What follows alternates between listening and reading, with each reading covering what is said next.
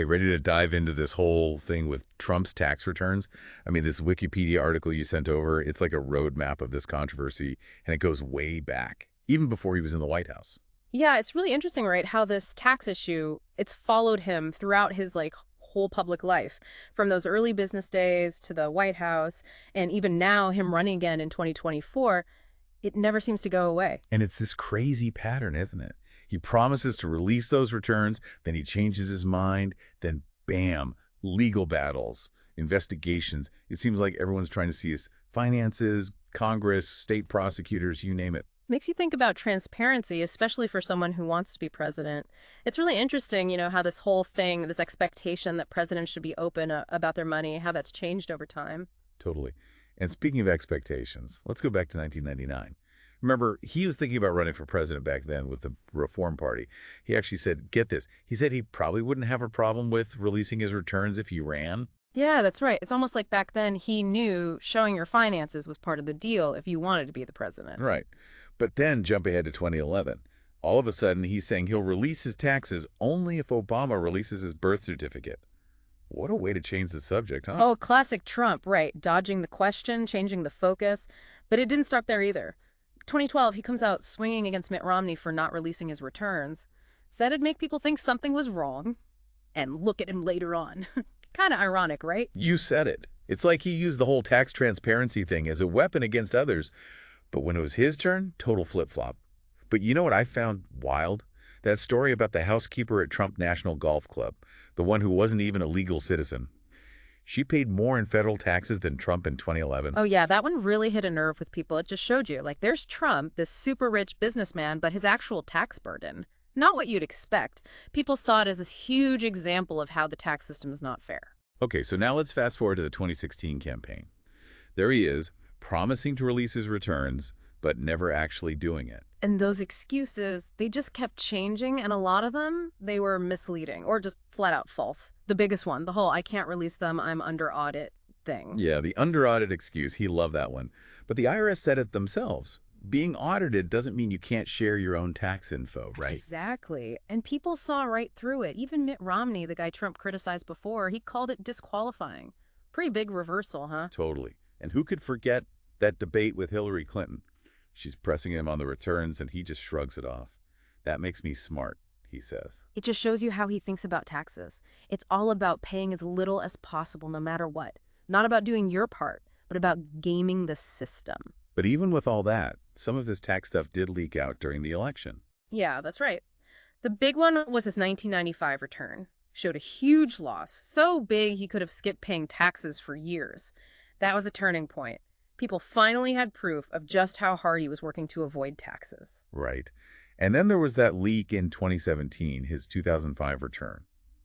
The White House tried to downplay it, but those details, they were pretty revealing.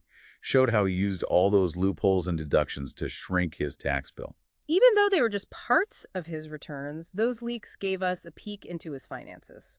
And it raised even more questions about how he did his taxes. But it didn't stop there.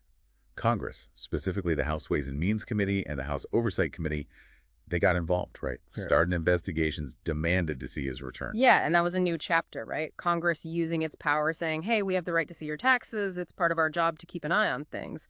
But no surprise, the Trump administration, they pushed back hard. They said Congress was just playing politics, didn't have a real reason to see his returns. And that led to, what else? More legal battles. And then, to make things even crazier, an IRS whistleblower claimed there was political interference in the audit of Trump's returns. Oh, yeah, that whistleblower complaint, it was a bombshell. Really made people wonder, was the IRS playing fair? Or was Trump getting special treatment? This whole thing became this huge legal showdown. And guess where it ended up? The Supreme Court. Yeah, the Supreme Court. That's how big this thing got. It was about, the president being accountable, being transparent, really fundamental stuff. And in the end, the court said Congress was right. They could see those returns. Huge win for transparency, right? Oh, yeah, a big one. It set a precedent, Yeah. It kind of put a limit on how much presidents can hide from Congress. And after years of fighting, finally, in December 2022, they got those returns, 6 years of them. I was like, finally, we get to see what's behind the curtain, right? But that wasn't the end of the story. Remember those lawsuits flying around about his taxes? Oh, yeah, there were a bunch of those. each one trying to get at those financial records in a different way. Like Mhm. there was Committee on Ways and Means versus U.S. Department of the Treasury and Trump. That's where Congress basically said, hey, you got to hand over those returns. Right. And then there was Trump versus Mazars, that accounting firm, right? Right. Congress wanted their records. They were trying to see how far they could go, looking into a president's business and all those potential conflicts of interest. And then there was Trump v. Vance. That one involved the Manhattan District Attorney. They wanted those tax returns for a criminal investigation looking into potential financial crimes. That one really upped the stakes. No kidding. It wasn't just politics anymore. Yeah. Now we're talking about maybe some serious crimes. And guess what? The Supreme Court, they ruled against Trump on all those cases. It was like bam, bam, bam. Transparency and accountability, that's what they were saying. Yeah, those decisions were huge. They shifted the power balance in the government, set a big example for future presidents. But even with all those legal fights, we got to talk about what was actually in those returns. And for that, we got to go back to 2020. Remember when the New York Times did that big investigation? They had some leaked tax data, and it was explosive. That investigation, it changed everything. It showed Trump's finances in a whole new light. Not the super successful businessman he always claimed to be, but a guy with over $1 billion in business losses. The Times really blew the lid off things. They gave everyone this, inside look at his complicated financial world. And the thing that really shocked everyone, the thing that made headlines everywhere, was that he paid 0 federal income tax for 11 years out of 18. 11 years, no federal income tax. It's hard to even believe. Think about how much past presidents paid. 6 figures, easy. Yeah, and it just made that feeling of, it's not fair even stronger. Here's Yeah. this guy bragging about being a business genius, but he's not paying his share for over a decade. Something's not right. And this all came out while he was president. Can you believe that? He's fighting so hard to keep his taxes secret, but he's the president of the United States. I think he didn't care about those norms, He was willing to challenge the whole idea that presidents have to be transparent. But how did he do it? Avoid paying taxes for so long. The Times, they found all these aggressive strategies he used. It wasn't just one thing. There was a whole bunch of tactics. Oh, yeah. Huge business losses, loopholes in the tax code, deductions meant for real estate developers. He used it all. And he always pushed it to the limit, almost like, what can I get away with? There was even a $72.9 million tax refund he got that was still being audited. Yeah, that refund raised some eyebrows for sure. And then there are those possible violations of the tax rules, like consulting fees to Ivanka Trump. Mm-hmm. And it looked like he was putting personal expenses down as business expenses. It's like he was mixing his personal money with his business money and then using that to lower his taxes.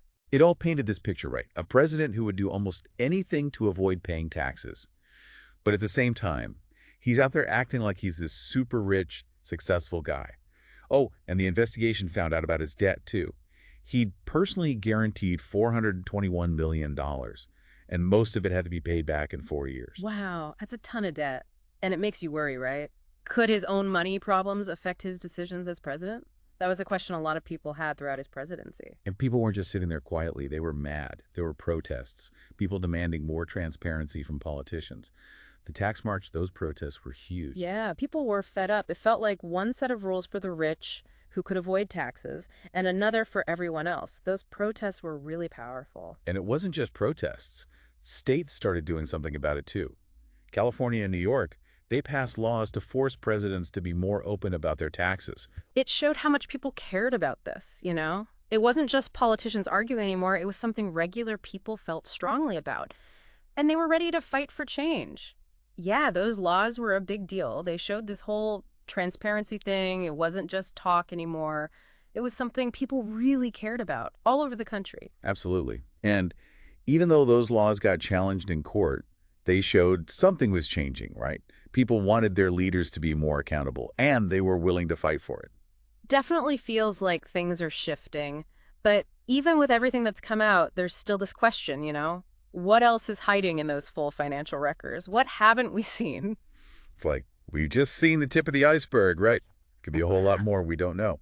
And it makes you wonder, is this just like how Trump operates? Well, even before he got into politics, there were signs of this. Remember that skyscraper he was building in Chicago back in 2010? He claimed this massive loss, something like $168 million, and used it to avoid paying taxes. Hold on. So even before he was thinking about running for president, he was pulling these moves. Looks like it. Experts have said he basically gamed the system, used tax breaks that were meant for struggling businesses, even though he was already super rich. It's like this pattern, you know, bending the rules, doing whatever it takes to benefit himself, even if it means the system loses out. It's pretty different from the image he tried to sell, right? The self-made billionaire who plays by the rules. And the crazy thing is, it keeps happening. This year, just back in May, the New York Times and ProPublica, they found even more examples of him using their same tax breaks, and it doesn't look right. Makes you think, how long has he been doing this? Like his whole career has been about working the system, right? And that's what makes this whole deep dive so interesting and kind of scary, to be honest. It's not just about taxes anymore. It's about, like, is this an ethical person? What kind of integrity do they have? And what should we expect from our leaders? It's a big question, isn't it? If someone's willing to cheat on their taxes, bend the rules, even break them, what does that tell you about them? Can they really lead? Exactly. And it's something voters got to think about, not just this election, but all elections. Do we want our leaders to be transparent? Or is it okay if they keep their finances secret? It's a big decision, right? The choices we make, they affect what kind of leaders we get. Mm. And that affects what kind of society we live in. So we've covered a lot in this deep dive. We've seen these questionable financial moves, this lack of transparency, and this willingness to use the system for personal gain. The story of Trump's tax returns, it's complicated, and it gives us a lot to think about. It really does. And it reminds us how important it is to be informed, to ask those tough questions, and to hold our leaders accountable. Thanks for joining us on this deep dive. It's been, well, pretty eye-opening.